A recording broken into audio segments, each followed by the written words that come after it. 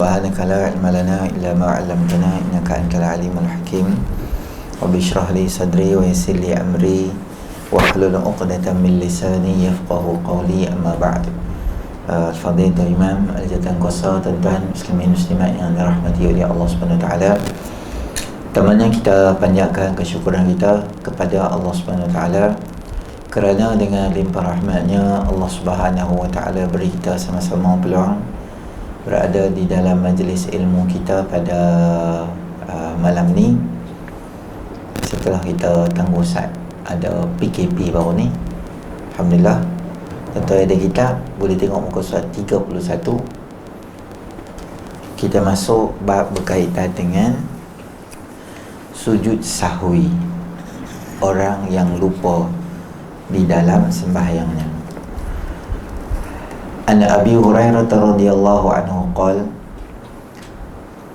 shalla bina Rasulullah sallallahu alaihi wasallam ihda salatil ashiyyi qala ibn Sirin samaha Abu Hurairah walakin nasitu ana qala fa shalla bina rak'ataini thumma sallama faqama ila khashabatin ma'rudatin fil masjidi fattaka'a 'alayha ka'annahu ghadban wa wada'a yadahu al-yumna 'ala al-yusra wa shabbaka baina asabi'ihi wa wada'a khaddahu al-ayman 'ala zahri kaffihi al-yusra wa kharajatis sar'ani min abwabil masjidi faqalu afa qusiratis salah wa fil qawmi Abu Bakrin wa Umaru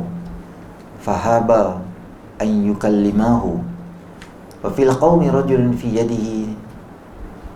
yadayhi tulun yuqalu lahu dhul yadain qala ya Rasulullah sallallahu alaihi wasallam anasita am qusiratis salah faqala lam ansa wa lam tuqsar faqala akama yaqulu dhul yadain qalu na'am fataqaddama wa sallama taraka thumma sallama thumma kabbara wa sajada mithla sujudihi aw atwala thumma rafa'a ra'sahu wa kabbara thumma kabbara wa sajada mithla sujudihi aw atwala thumma rafa'a ra'sahu wa kabbara farubbama sa'aluhu thumma sallama fayaqulu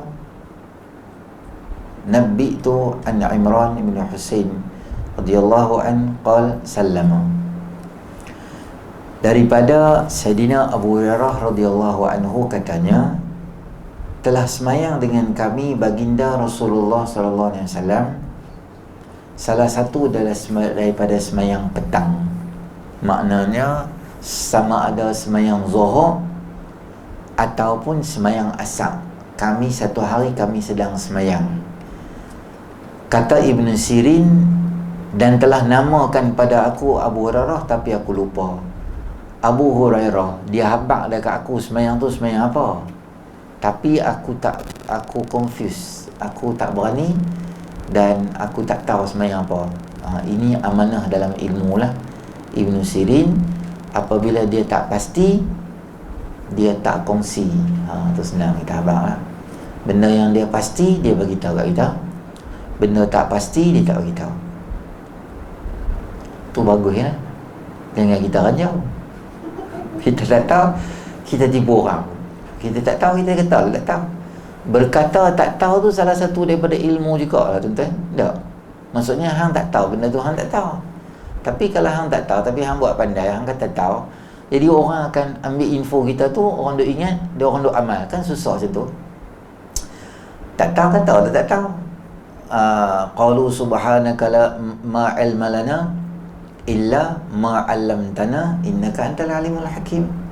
Malaikat pun pernah mengaku kepada Allah Ta'ala, wahai Allah, ini di luar daripada kemampuan kami. Kami tak tahu. Apa dia? Allah nak buat manusia, Allah nak bagi manusia jadi baik. Kami tahu manusia ni buat tumpah darah di muka bumi, tapi kalau dia luar pada tu, kami tak tahu. Ada benda yang kita tak tahu, Kita katalah tak tahu. Ibn Sirin amanah dengan ilmu, dia tak pasti semayang apa. Tapi yang pentingnya semayang tu 4 rakaat lah. Sebab Zuhur pun 4, Asar pun 4. Kemudian maka telah semayang 2 rakaat. Kemudian yakni Nabi SAW bagi salam. Kemudian bangun kepada kayu yang terlintang di masjid, lalu bertelekan di atasnya seolah-olah ia marah, dan letak tangan kanan ke atas tangan kiri dan memencak di antara jari sambil meletakkan pula pipinya yang kanan di belakang tapak tangan yang kiri. Habis Nabi SAW semayang, Nabi bangun, kat depan masjid tu ada macam satu kayu. Nabi buat tangan kanan, tangan kiri, Nabi buat macam ni, tashbik dalam tu, letak macam tu, pipi kanan letak di atas tangan yang kiri. Nabi duduk macam ni kat kayu tu. Lepas semayang tu Nabi duduk macam letak pipi macam tu lah. Kata Sayyidina Abu Hurairah radhiyallahu anhu. Jadi hak belakang ni dia kelang kabut sikit lah. Sebab apa? Sebab apa semayang 2 hari ni, jadi nampak pasal nak 2. Jadi orang duk mula cakap-cakap sikit lah belakang tu. Kemudiannya, dan keluarlah mereka segera kepada pintu masjid. Kemudian berkata mereka, adakah dipendekkan semayang? Dan dalam kumpulan itu ada Abu Hurairah, ada Abu Bakar dan ada Sayyidina Umar. Kedua-dua merasa gerun hendak berkata-kata kepadanya. Nabi SAW duduk macam tu je.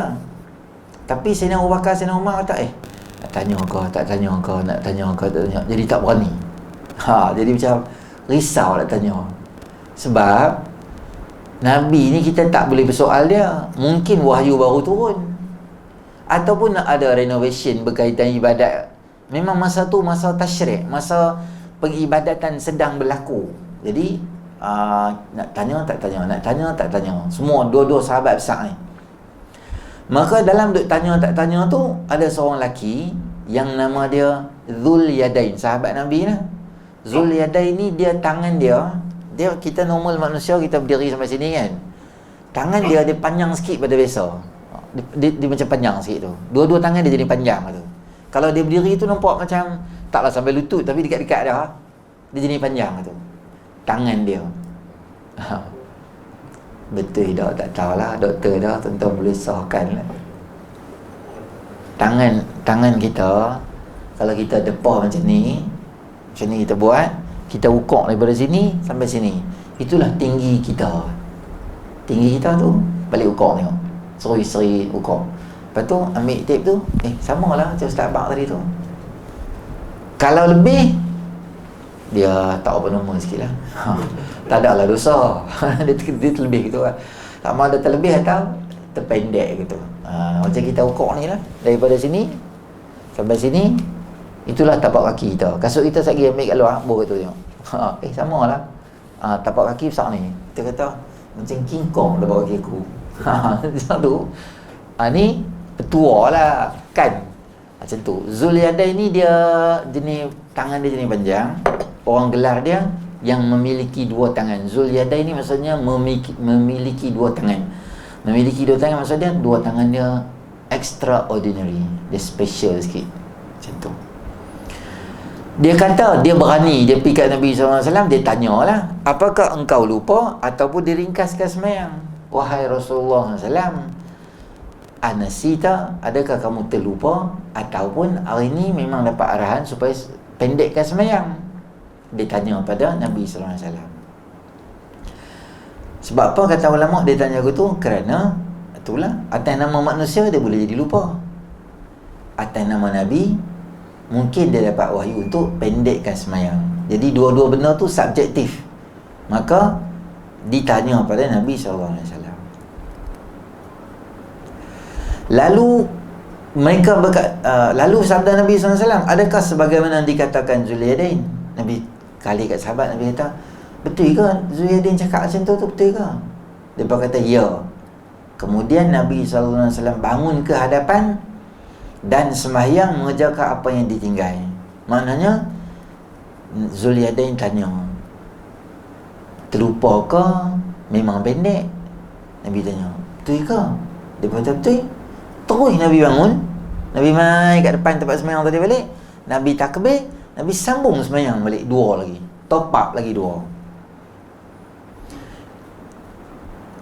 Dan sembahyang mengejar apa yang ditinggalkan. Kemudian dia bagi salam, kemudian takbir, kemudian sujud sebagaimana sujud yang biasa atau lebih panjang, kemudian angkat kepala dan takbir, kemudian takbir dan sujud sebagaimana sujud, maknanya sembahyang lagi lah 2 rakaat semua macam biasa.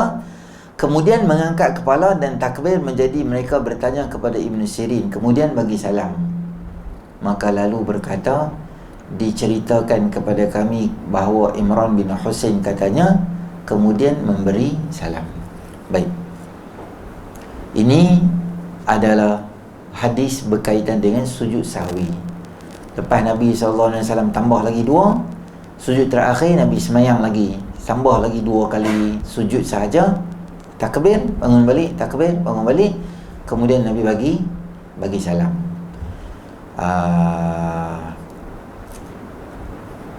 Dalam mazhab kita Imam Syafi'i, sujud kita adalah sebelum bagi salam. Adalah sebelum bagi salam. Adapun dalam mazhab-mazhab yang lain, ada kita akan jumpa depa sujud selepas bagi salam. Sahwi itu selepas bagi salam. Assalamualaikum warahmatullahi wabarakatuh, baru dia sujud sekali, baru dia sujud 2 kali, bangkit bagi salam. Ada hadis lain yang menjadi rujukan dan sandaran pada mazhab-mazhab lain.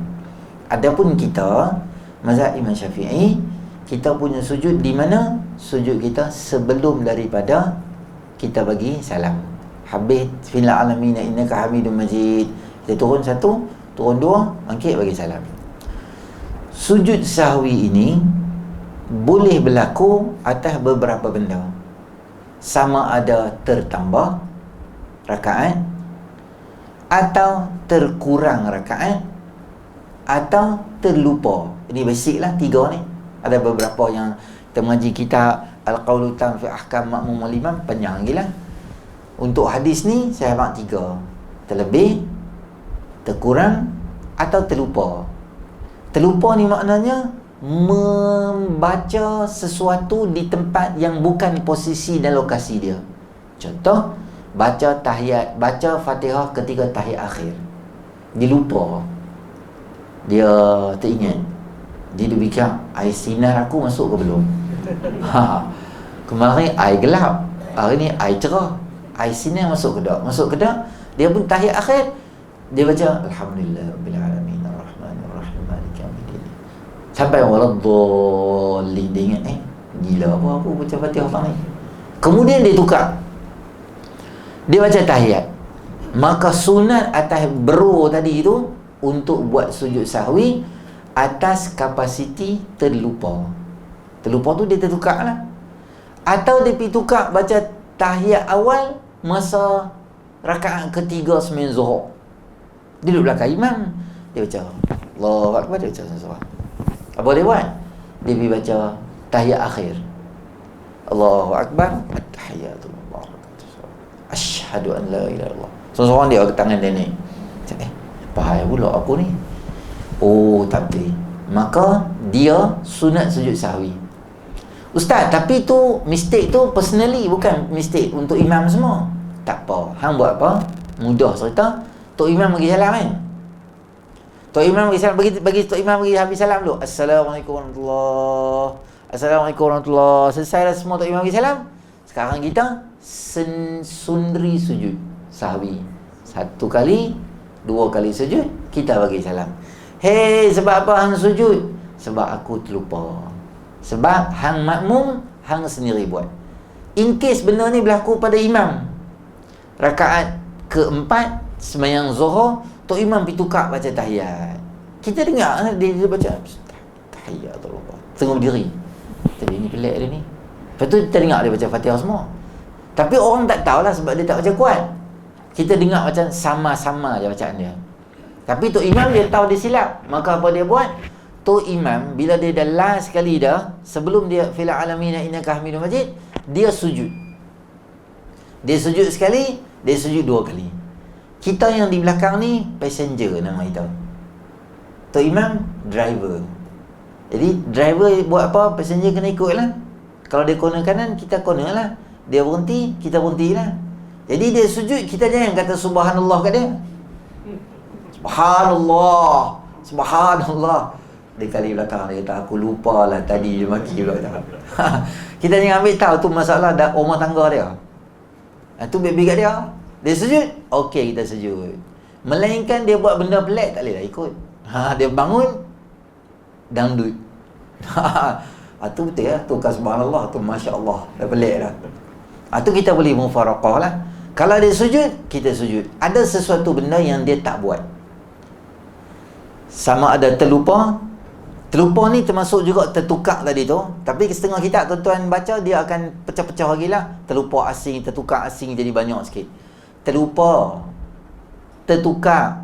Terlupa ni termasuk juga kita tertinggal sunat hay'ah. Bukan sunat hay'ah, sunat ab'ad. Sunat ab'ad ni apa dia? Sunat ab'ad ini adalah dalam semayang ada beberapa jenis sunat. Nama dia satu sunat hay'ah, satu lagi nama dia sunat dia sunat ab'ad. Hay'ah ni ada lebih kurang 20 lebih sunat ni. Tapi dia kalau kita tinggal, kita tak payah ganti dengan sujud sahwi. Dia tak boleh replace balik dengan dia hilang macam tu je. Apa dia? Contohnya sunat hay'ah, mengangkat tangan ketika takbiratul ihram. Kita nak semayang, kita angkat tangan, Allahu Akbar. Angkat tangan dua-dua ni sunat sahaja. Yang rukunnya menyebut Allahu Akbar. Katalah kita main duduk di soft, buat relax gitu, macam tunggu bas rapid relax gitu ya. Allahu Akbar, tangan buh kat sini. Boleh tak? Boleh. Tapi kita rugilah pahala. Pahala berapa rugi? Tuan-tuan tengok, angkat satu, menghadap kiblat satu, renggang jari satu. Kita dapat sini saja dapat 3, 2 tangan 6 sunat kita hilang. Tapi semayang sah lah.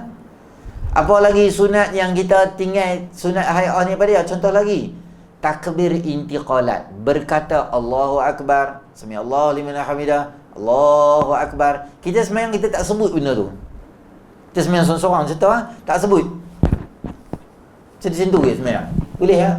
Semayang sah, kurang pahala yang sangat banyak, tapi dia termasuk dalam hay'ah. Tapi kita kena ganti tak dengan sahwi? Tak payah ganti, sebab dia sunat, nama dia adalah sunat hay'ah. Satu lagi nama dia sunat ab'ad. Ab'ad ni maknanya dia bawah sikit daripada rukun. Dia besar juga. Sebab tu kita boleh ganti dia balik dengan sujud sahwi. Apa dia? Adalah doa kunut. Yang pertama. Yang kedua adalah nama dia itu ialah tahiyat awal. Dua-dua kalau dah kita ganti, kalau kita tertinggal, kita boleh ganti balik. Boleh sebab dia sunat. Kalau Tok Imam tu dia sembahyang subuh, dia sengaja tak baca, ataupun dia memang terlupa tak baca, bila dia tak baca, kita ingat tak apalah, dia nak sujud sahwi. Yang peliknya, innaka hamidun majid, dia assalamualaikum warahmatullahi, assalamualaikum warahmatullahi, dia tak sujud juga sahwi tu. Sah tak sembahyang dia? Sah. Sebab nama dia sunat ab'ad, nama dia sunat hay'ah. Kok mana pun sunat, ma yuthabu fa'iluhu wala yu'aqabu tarikuhu. Benda yang bila kita buat, kita dapat pahala, tapi bila kita tinggal, kita tak diazab disebabkan kita tinggal benda tu. Maka tidak menjadi celah. Tapi semayang kita tak 100 lah. Semayang A juga, tapi A 93, 90, 89 A juga, tapi tak mantap dia punya keputusan dia tu. Tapi sah atau tak sah? Ada lagi apa dia? Tahiyat awal. Sama juga. Kalau tertinggal, maka kita boleh ganti. Tak ganti, semayang kita sah, tapi kurang fadilat. Boleh tegur dia Tok Imam kalau tinggal. Kita duduk di belakang, boleh tegur dia. Bila syarat dia? Syarat dia, jangan melepasi daripada radar 10 km radius tu, jangan lepas. Maksud dia apa? Ini manusia normal, berdiri untuk kunut. Orang perempuan nampak Ni orang perempuan pula. Ni orang semayang, dia dah habis sami Allah ni rukuk ni, sami Allahu liman hamidah, Rabbana lakal hamd. Ni rukuk Ni saya bawa border rukuk. Senang tuan-tuan faham. Bila kita nak tegak dia tu, Dia baru turun sikit sini je, kita nampak, gaya tak mau baca ni, subhanallah, kita boleh tegak. Dia berdiri balik, Allahumma hadina fi man hadait, boleh. Yang ni tak masalah. Dia masalahnya bila dia dah lepas daripada border ni, dia dah tenggelam dalam ayat dah, nak sujud, kita tak boleh angkut dia buat keluar. Sebab apa? Sebab ini nama dia sunat. Dia menuju ke arah fardu. Bila dia dah lepas had paling kurang rukuk tu, dia dah pi dah, kita tak boleh panggil dia naik. Kata dia naik belakang, dia naik balik dengan keghairahan kita, syok nak tegak subhanallah. Baru start kan, orang tengok, siapa tegak tadi tu? Tu yang hujung tu lah. Oh, tahu siapa aku. Padahal dia menjadi masalah untuk dia, tapi dia nak jadi star kan. Dulu kami di Masjid Negeri tu, dah kan, Mak Tafiz Masjid Negeri tu, di kitab tu, dulu nama Mak Tafiz lah, giliran tau, dia giliran. Ada hari dia buat Masjid Negeri jadual tarawih 20 rakaat 4 orang. Hang baca separuh, hang baca separuh, 4 orang lah. Orang lain, budak lain, ada hari tepi imam luar, ada hari kena gilak Masjid Negeri macam tu. Kalau Masjid Negeri tuan-tuan, orang tua ni dia main, suka main Masjid Negeri. Dia tak tua pun main kok, tapi dia suka tengok Quran. Jadi dia betak lah, bila baca panjang-panjang sejuzuk tu, dia rasa macam okey sikit lah dia tengok Quran tu. Tapi masalahnya adalah bebai. Hang tak boleh tarik nafas, tak kita tegur. Salah aku nak baca lah, bukan aku nak meninggal dunia sekarang tu. Dia tak boleh, hang kena baca je. Hang tarik nafas ya, ulaika. Tegur dah. Ramai pula tu tegur. Kalau kena giliak Masjid Negeri ni memang kena lancak sungguh malam hari tu, satu hari tu dia ulang ayat tu je. Sebab apa? Sebab belakang dia squad dia banyak dah. Squad pegang Quran tu. Hantarin nafas sikit kan tak kita main. Muflihun dia kata tu. Kalau tapi backup vokal tu banyak lah. Maksudnya kita solo backup tu ada. Hang lupa pun tak apa. Tapi tak syok lah orang nak tegak tu kan. Macam tu. Jadi bila kita nak turun, kita nak tegak boleh lah. Jangan dia dah banyak dah. Maknanya kalau dia dah turun, dia naik balik, boleh batal semayang. Boleh batal semayang terus. Kerana daripada rukun, dia pergi naik ke fardu. Punca dia siapa? Makmum yang gairah nak tegak untuk imam. Ada benda yang kita boleh tegak, ada benda yang kita tak boleh tegak, ada benda yang kita kena ada benda, macam-macam benda lah. Tak boleh semua tegak orang gitu, semua subhanallah, subhanallah, subhanallah. Dia pun tak tahu nak buat apa, dia pening gitu. Imam tuan-tuan, bila dia buat salah atau apa-apa, bila dia dapat satu arahan subhanallah daripada orang belakang, pastilah ia akan menyebabkan orang duduk di depan tu jadi ketak. Dia akan mula fikir, apa salah aku? Tak mana aku tertinggal rakaat ke apa-apa? Dia akan menyebabkan jantung jadi cepat gedebuk-gedebak macam COVID dia kena. Berpeluh-peluh walaupun atas kepala dia ada aircon. Dia jadi macam takutnya macam ni.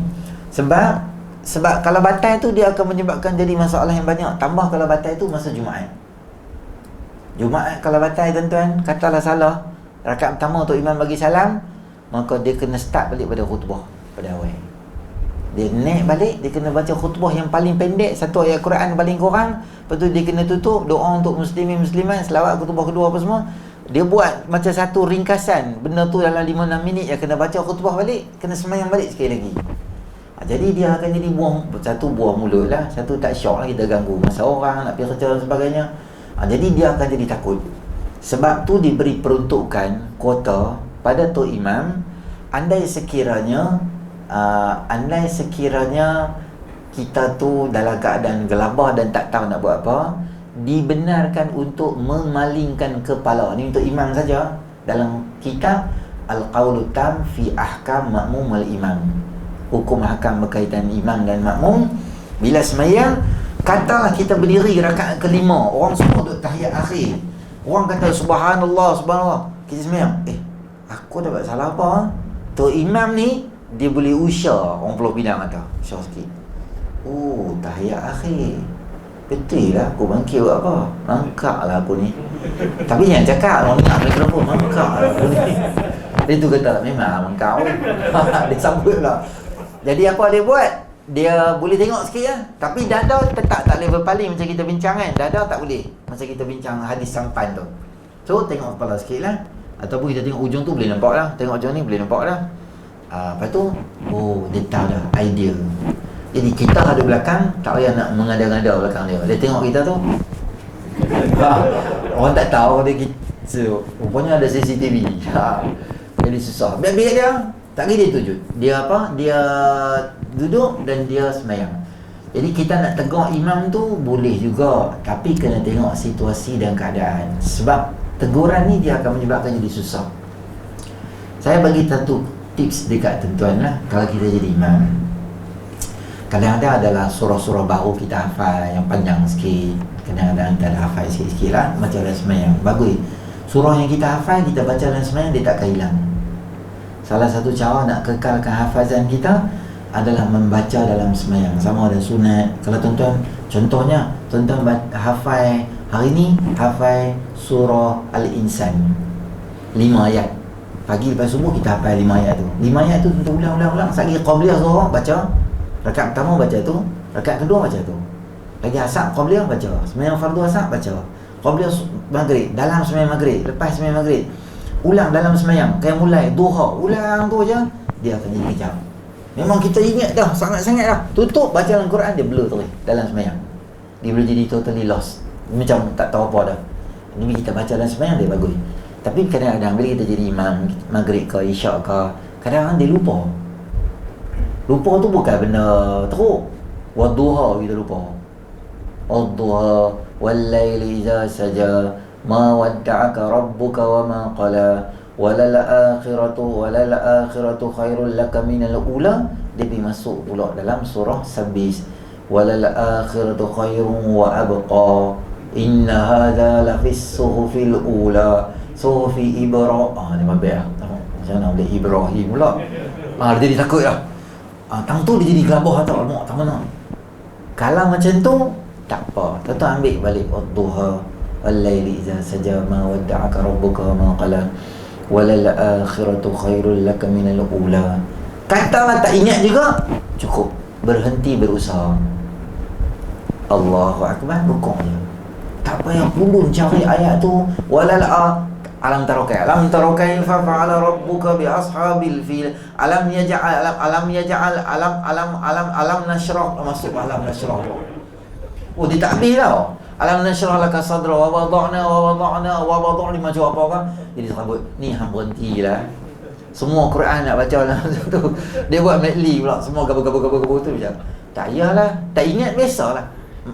Kan Sayyidina Zulyadain tanya Nabi SAW, lupa ke? Lupa biasalah tuan. Lupa bukan satu benda salah. Nabi Allah Yusha' bin Nun, ketika dia teman Nabi Allah Musa AS, dia bawa makanan dan makanan tu lupa. Makanan tu terbang, ikan yang dibawa masak tu masuk dalam laut. Nabi Allah Musa AS kata, Yusha' bin Nun kata, aku terlupa lah. Wa ma ansanihu illa syaitanu an adhkurah. Tidaklah yang melupakan aku melainkan syaitan daripada aku ingatkan benda tu. Maknanya lupa ni satu benda yang biasa, bukan satu kesalahan. Sebab tu dalam Islam ada, kalau terlupa dia tak apa. Terlupa puasa kita pergi makan, terlupa kita tak ingat dah semayang, rupanya tak semayang, tak apa, benda tu dimaafkan dalam syarak. Kerana ada satu peruntukan khas dalam syarak untuk orang yang lupa. Jadi kita lupa dalam semayang bukanlah satu benda aib. Sajadah kita tak ingat secapak tuan-tuan, dia boleh pergi track dia boleh pergi jauh. Tanzilul kitabi la raiba fihi min rabbil alamin am yaquluna iftara bal huwa al-haqqu min rabbika litunzira qauman ma ta'ahum min nadhirin min qablika la'allahum yahtadun. Itu naskah asal dia. Naskah serabut adalah litunzira qauman ma unzira aba'uhum fahum ghafilun laqad haqqal yasin. Pasal tak? Sikit je dia main track. Dia macam train laju dekat Jepun. Sikit je ubah, dia pilih dah. Kadang-kadang jadilah benda-benda macam tu. Tapi tuan-tuan janganlah marah terimam. Janganlah kata dia ni kerja buat silap, yang marah. Han cakap banyak orang try jadi imam tengok. Orang tahu. Walau dolim pun tak keluar tau. Dia jadi serabut aku tu, aku nak baca apa, tak tahu. Lain-lain baca Quran Nas. Dia ingat Quran Nas, maghrib Quran Nas, Malikin Nas, selamat. Tapi sangkut dia rakaat kedua. Habis dah Quran, pulau Minas habis dah. Mana ada Quran apa tu? Allah, aku nak baca apa? Doa khatam Quran. Belakang tu ada kan doa khatam Quran dengan cop KDN. Takkan Allah dia amin cop KDN gitu. Jadi sekabut dah. Susah kan? Tak apa baca Anas balik boleh. Ulang surah yang sama. Jadi saya nak abang, janganlah kecam Tok Imam kalau Tok Imam tu salah. Kerana menjadi imam tu bukanlah satu benda yang mudah. Terutama bila orang tegur kita, dia pun rasa macam takut. Walaupun dah pengalaman lama, dia boleh jadi salah dan silap juga, tu biasa. Tuan-tuan kalau dengar sembahyang tarawih dekat Masjidil Haram, Syekh Sudais, Syekh Syuraim, 1 pagi, 1:30 pagi kita, waktu kita ni kan, ada hari-hari yang Syekh Sudais pun dia lupa juga. Syekh Syuraim duduk belakang tegur dia. Ada hari yang Syekh ni lupa. Tuan-tuan mereka jadi imam 20-30 tahun, bukan 2-3 hari jadi imam pun, kelupaan tu dia pasti akan ada. Kerana Quran ni dia cepat hilang daripada kita. Jadi kita kena, hafalan tu kena ingatlah. Jadi jangan kecam Tok Imam. Jadi hadis ni juga nak abang kata, sujud sahwi tu macam mana asal dia. Kalau lah sujud sahwi tu berkaitan dengan kita sendiri, kita buat lepas Tok Imam bagi salam. Ataupun kalau benda tu melibatkan Tok Imam buat sujud sahwi, kita ikut je buat sujud sahwi tu. Sebab ada benda yang sunat, tapi kalau imam buat dia jadi wajib. Benda tu sunat je, tapi kita bukan sunat, sebab kita ikut wajib ikut Tok Imam. Tok Imam buat, kita buat lah. Melainkan Tok Imam buat benda-benda yang mampu-mampu, baru tak boleh. Okey, termasuk hadis yang berikutnya adalah menolak orang yang melintas di hadapan orang yang sembahyang. Hadis ke-32. An-Nabi Sa'id radhiyallahu anhu, sami'tu an-nabiy sallallahu alaihi wasallam yaqul, "Idza shalla ahadukum ila shay'in yasturuhu minan nas, fa arada ahadun an yahtaza baina yadayhi falyadfa'hu, fa in aba falyuqatilhu fa innama huwa syaitan." Abu Sa'id Al-Khudri radhiyallahu anhu meriwayatkan bahawa aku dengar Nabi sallallahu alaihi wasallam bersabda, apabila sembahyang seseorang kamu menghadapi kepada sesuatu yang menutupi akan dia daripada manusia, kemudian apabila berkehendak seseorang itu bahawa ia melalui di antara hadapannya, maka hendaklah ia menolak akan dia, maka jika ia enggan, maka hendaklah dibunuh, kerana itu adalah syaitan. Hadis ini cerita tentang apabila salah seorang daripada kamu nak sembahyang, hendaklah dia letak sesuatu yang dinamakan sebagai sutrah di hadapan dia. Andai sekiranya ada orang lalu juga, walaupun dia letak penghadang dan penghalang tu, maka kamu boleh tahan dia. Kalau dia berkeras nak jalan juga, kamu boleh bunuh dia, kerana itu adalah syaitan. Itu hadis tu dia terjemah kat situ bahasa macam Jawi lama. Tuan-tuan, dan adapun dan jika tuan-tuan berpening dah. Jadi saya terjemah. Okey. Tajuk dia adalah berkaitan dengan sutrah. Sutrah ini adalah sesuatu yang menghalang kita di hadapan kita sembahyang fardu atau sunat, apabila kita sembahyang di tempat yang tidak ada penghadang. Contoh, kita sembahyang kat depan ni ada dinding, kita tak payah bersutrah dah. Kita cari tiang, kita sembahyang, maka kita tak payah cari sutrah, kerana tiang tu adalah sutrah kita. Yang ni adalah sutrah kita. Kita ambil botol mineral, kita sembahyang kat tengah-tengah ni, dan dikhawatiri orang akan jalan di tempat kita sembahyang, kita ambil botol mineral, buh di depan sejadah kita tu, buh depan gitu, bagi satu tanda, maknanya ini semua ruang aku duduk sembahyang, jangan lalu di hadapan ni. Walaupun kita ada bubuh penghadang, tapi tetap juga dia jalan, kita boleh tahan dia. Tapi kita bincang penghadang dulu. Botol boleh, tasbih boleh, serban boleh, ridak boleh, kopiah boleh, ni boleh, sejadah kita pun boleh, sebab dia ada line kat depan tu. Ada hari Nabi sembahyang, Nabi buat line dekat tanah, boleh juga. Sesuatu lah, jangan bawa duit. Duit kosong tak apa lah, sujud-sujud tak ada lah. Tinggal kat bonus link, yang lain semua dia ambil. Jangan buat sesuatu yang bernilai penghadang. Sahabat Nabi SAW, mereka bila masuk masjid, mereka akan berebut cari tiang. Dan kita, kalau boleh, dalam syariat, jangan sembahyang betul-betul dekat tiang tu. Kekirikan sikit, atau ke kanan sikit dalam Bahrul Mazi sebut, supaya orang tak nampak macam direct.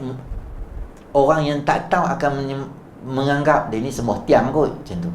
Sikit ke kiri atau sedikit bahu ke kanan, maknanya bukan direct terus macam tu.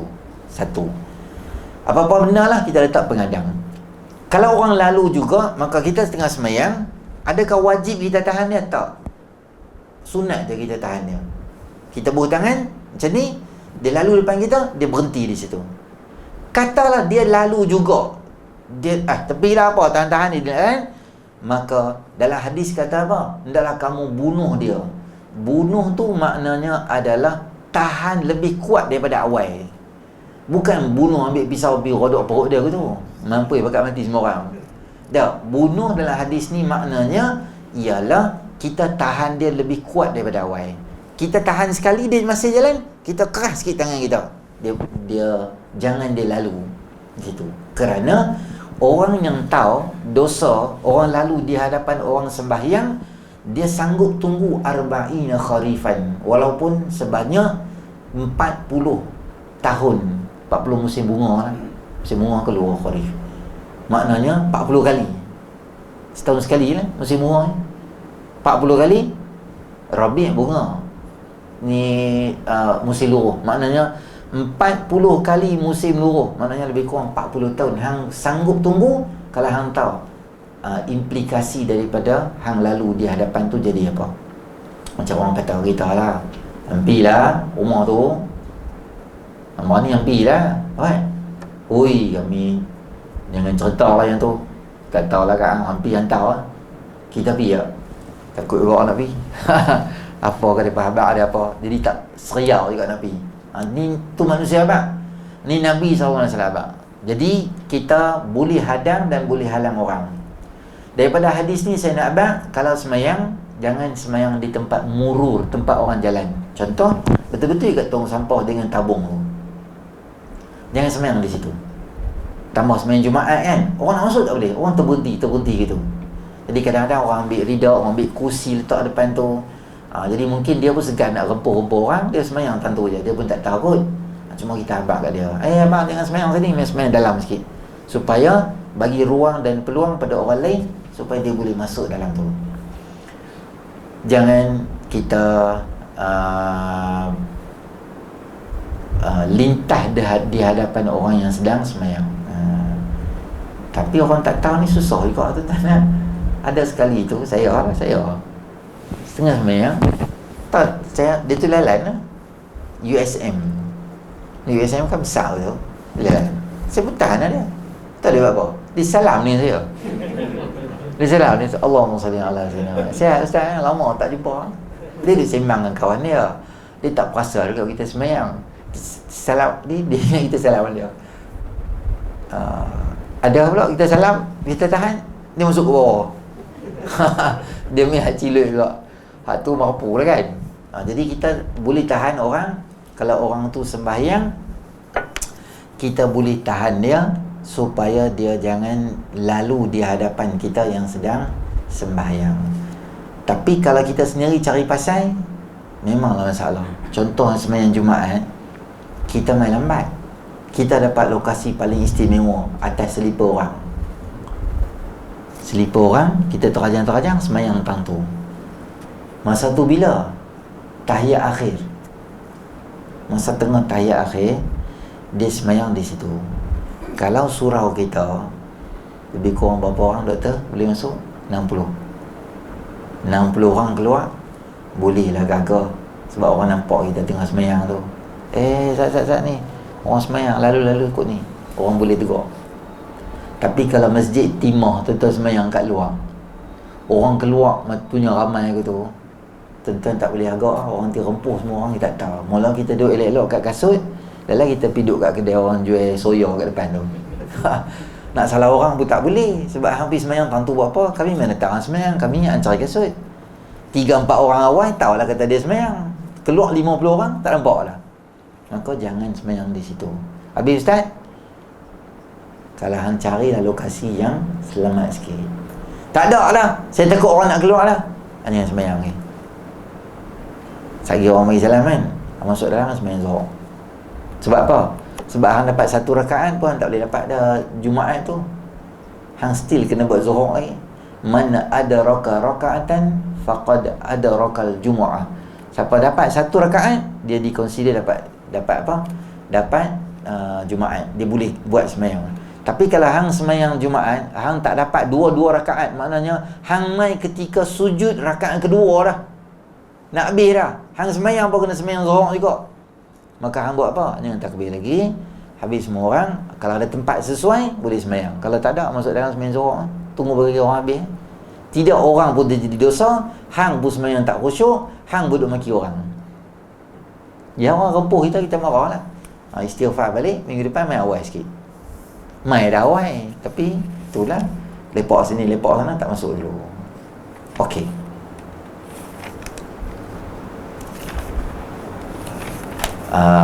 Dua hadis tu lah. Salam nanti ke tak lepas tak? Nanti kita akan jumpa lagi.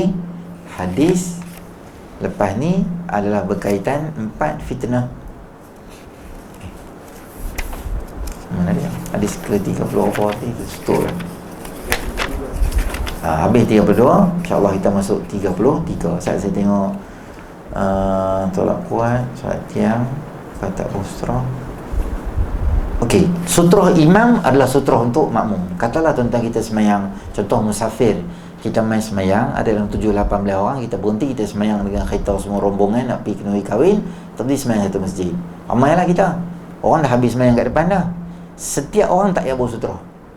Sebab kita semayang jemaah di belakang, bukan jemaah depan. Maksudnya sekali orang akan keluar, kita ambil ridak kita ke, kita ambil apa-apa benda yang tinggi sikit, kunci kereta ke apa, kita buh kat depan tu. Maknanya sutrah bagi imam adalah semua makmum tu pakai sutrah tu.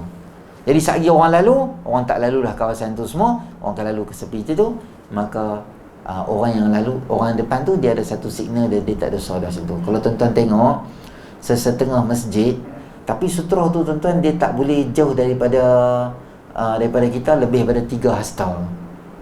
Lebih pada 3 hasta. Setengah masjid depa akan tarik ni. Imam ni tak duduk dalam mihrab ni.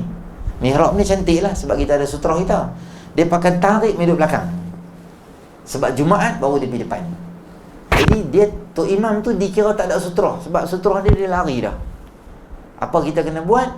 Tuan-tuan pernah tengok ada masjid yang tempa kayu kecil je macam tu, macam paparihal macam tu kan. Dia buat macam masjid tapi kayu. Dia letak depan tok imam. Tu pandai tu. Sebab apa? Tu adalah sutrah imam yang sementara. Bila tarik ke belakang, mungkin dia pasang kipas giant tu, gergasi helikopter tu. Jadi orang duduk depan tak rasa kipas. Jadi dia tarik depan. Jadi semua orang boleh rasa kipas. Masa Jumaat baru dia buka ikon contohnya. Jadi dia buat macam tu. Adalah baik kita cari satu alat yang sesuai untuk kita letak di hadapan tu imam supaya jadi sutrah di hadapan tu. Kalau kita tarik lah, kalau kita ni tak apa. Tapi kalau jauh sangat daripada ni, kita tak apalah. Yang jauh sangat, jangan jauh lebih pada 3 hasta. Maknanya sini 1 hasta, ni 2 hasta, 3 hasta. Jangan panjang lebih pada tu. Kalau sini kita bersejadah dengan dinding sana tu jauh sangat lah tu. Kalau dah lari jauh sikit, kita bubuh je satu, nama dia adalah sutrah tu, kita bubuh siap-siap. Jadi orang yang lalu tak ada dosa, kita pun dapat sembahyang dengan tenang dan sempurna. Okey. Baik, ada soalan sebelum kita nak tangguh majlis kita? Ya.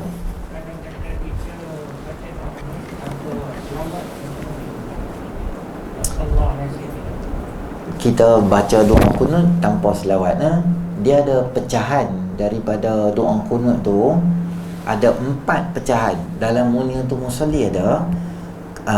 Kalau kita tak baca selawat, dia tak lengkap. Maksudnya dalam doa kunut tu dia ada 4 bahagian. Maknanya 4 tu kena lengkap. Kalau salah satu kurang, dia layak dapat satu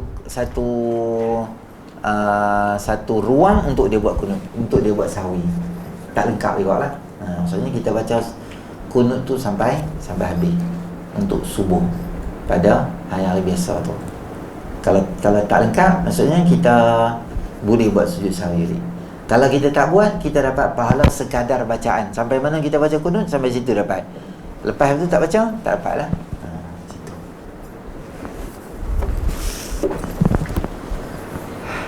Okey. A'udzubillahi minasyaitonir rajim. Bismillahirrahmanirrahim. Alhamdulillahirabbil alamin. Wassalatu wassalamu ala asyrafil anbiya'i wal mursalin wa ala alihi ajma'in. Allahumma anfa'na bima 'allamtana wa 'allimna ma yanfa'una wa zidna ilma. Rabbana atina fid dunya hasanah wa fil akhirati hasanatan wa qina 'adzabannar. Sallallahu ala sayyidina Muhammadin wa ala alihi wa sahbihi ajma'in. Alhamdulillahirabbil alamin.